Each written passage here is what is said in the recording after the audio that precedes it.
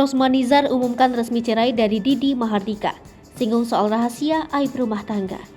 Rosma Nizar resmi bercerai dengan Didi Mahardika. Melalui Instagramnya, Rosma Nizar membenarkan bahwa saat ini ia sudah cerai dengan Didi Mahardika. Kabar perceraian Rosma Nizar dan Didi Mahardika seolah membenarkan terkait isu Cita Citata menjadi orang ketiga di rumah tangga mereka. Meski telah mengumumkan perceraian, Rosma Nizar memilih untuk menutup rapat penyebab perpisahannya dengan Didi Mahardika. Rosma Nizar bahkan melengkapi pernyataannya itu dengan menyinggung soal ajaran agama yang dinilai tak perlu membongkar aib rumah tangga.